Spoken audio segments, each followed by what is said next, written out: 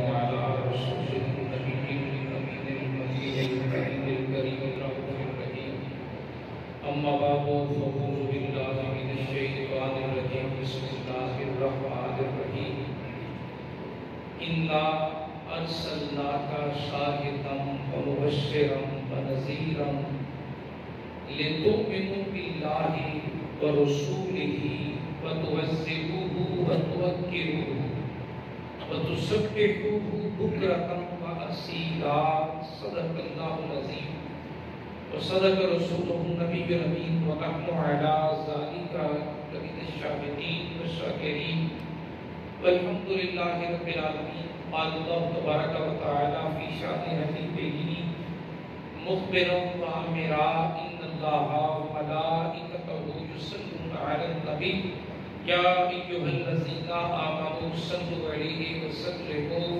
تسليما. اللهم صل على سيدنا ومولانا محمد وعلى آل سيدنا ومولانا محمد وبارك وسلم وصل عليه. الصلاة والسلام عليك يا سيدي يا رسول الله. الصلاة والسلام عليك يا سيدي يا حبيب الله. الصلاة والسلام عليك يا سيدي يا نور الله وعلى آلك وصحبك يا خاتم النبيين. بعد الحمد والصلاة في عصمت النبي صلى الله عليه وآله وسلم.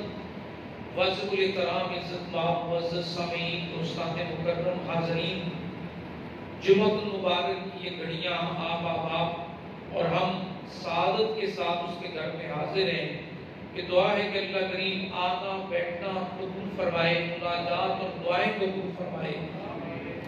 دوستان مکرم، ہماری زندگی میں سب سے حسین بے مثال رشتہ اگر ہوئے کائنات میں کسی وجود کے ساتھ ہے تو وہ ذات رسالت کے ساتھ ہے. نبی پاک صلی اللہ علیہ وآلہ وسلم کی ذات کے ساتھ ہے.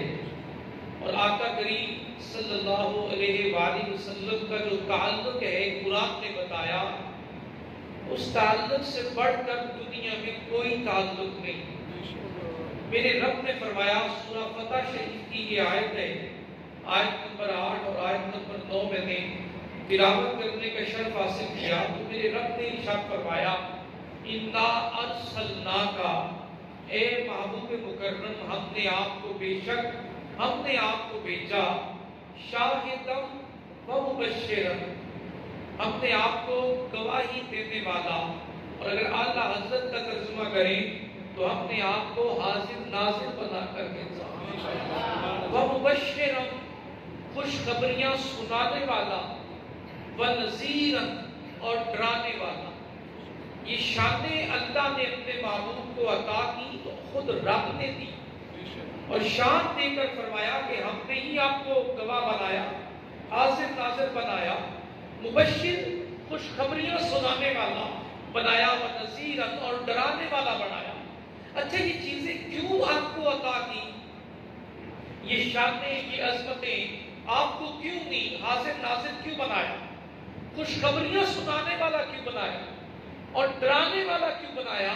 تو آگے مقصد بتایا، لِتُؤْمِنُوا بِاللَّهِ، تاکہ یہ ساری شانیں جو آپ کو دی ہیں، ان شانوں کو دیکھ کر یہ اللہ کی ذات پر ایمان لانے والے ہو جاتے ہیں.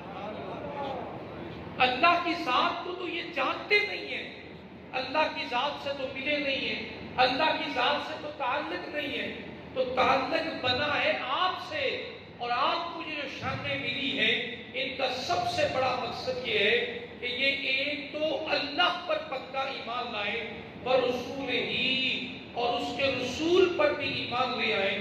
اور رسول پر صرف ایمان ہی نہ لائیں، ایمان لانے کے بعد وَتُعَزِّرُوهُ، اس کی عزت بھی کریں، وَتُوَقِّرُوهُ، اس کی توقیر بجا لائیں. جب عزت بھی کر دیں، توقیر اور شان بھی بیان کریں اور دل میں محبت بھی کرنے لگیں، اس کے بعد اگلا کام کریں، وَتُسَبِّحُوهُ، پھر اللہ کی تسبیح کریں. پہلے کس کا حق ادا کریں؟ رسول پاک کا حق ادا کریں. اور حق کیسے ادا کریں؟ اپنے رسول کی توقیر کر کے، عزت کر کے، شان اور عظمت بیان کر کے. یہ ساری شانیں آپ کی دیکھنے کے بعد ہمیں آپ کی عزت کرنے والے یہ لوگ چاہیے، وَتُسَبِّحُوهُ، اور پھر میری تسبیح کرنے والے ہوں، پہلے تیری عزت کرے، پھر میری تسبیح کرے، پھر میری پاکی بیان کرے، پھر میرا ذکر کرے۔ یہ سورہ فتح شریف کی آیت نمبر 8 اور 9 ہے، تھوڑا اس کے حوالے سے اور شامل کر لیتے ہیں۔ اللہ نے جو اپنے رسول کو حاضر و ناظر بنا کر بھیجا ہے، خوشخبریاں سنانے والا بنا کر بھیجا ہے اور ڈرانے والا بنا کر بھیجا ہے، تاکہ لوگ ان شانوں کو دیکھ کر اللہ کی ذات پر اور اس کے رسول پر کامل ایمان رکھیں، ایمان لائیں، اور پھر اس کا اعزاز اپنے نبی کی بارگاہ میں عزت اور تعظیم کے ساتھ پیش کریں، پھر اللہ کی تسبیح بیان کریں۔ تو یہاں جو مجھے سمجھ آیا، محدثین نے جو اس کے حوالے سے اور مفسرین نے جو لکھا، اس میں یہی بات سمجھ آتی ہے کہ اللہ نے نبی کی جو شانیں اور کمال بیان کیے ہیں، وہ ہمارے یقین کامل کو اپنی ذات پر قائم رکھنے کے لیے اور پھر اس رسول کی عزت کے لیے کہ یہ رسول ہیں تو میں نے اتنی شانیں دی اس لیے ہیں کہ تم میرے رسول کی عزت بھی کرو اور توقیر بھی بچا لاؤ، اس کے بعد میری تسبیح بیان کرو گے۔ تو جب تم رسول سے کھڑے ہو کر میری ذکر اور تعریف میں آؤ گے تو میں تمہاری مناجات بھی قبول کروں گا اور تمہارے درجے بھی دربار رسالت کی توقیر کی وجہ سے بلند اور مرتبے والے بنا دوں گا۔ یہاں ایک بات قابل غور ہے، مجھے نشید کر لیں، دربار رسول کا کیوں دکھایا گیا؟ جب اللہ نے یہ شانیں دی ہیں تو نبی پاک صلی اللہ علیہ وسلم کو یہ شان دی ہے، تو ہمیں رسول پاک کی تعظیم کرنے کو کیوں کہا گیا؟ ہمیں رسول پر ایمان لانے کو کیوں کہا گیا؟ اگر اللہ پر ایمان کافی تھا، اس کے رسول پر ایمان بھی کافی تھا، چلو ایمان لے آئے، تعظیم اور توقیر کرنے کی کیا ضرورت ہے؟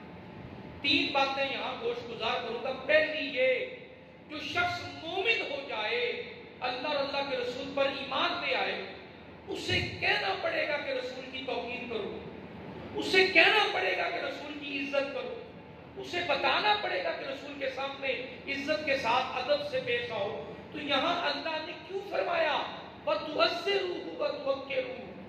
کیونکہ وہ جانتے ہیں کہ ایمان لانا کافی ہوتا تو صرف ایمان لانے کی بات ہوتی، ادب اور تعظیم کی بات نہ ہوتی۔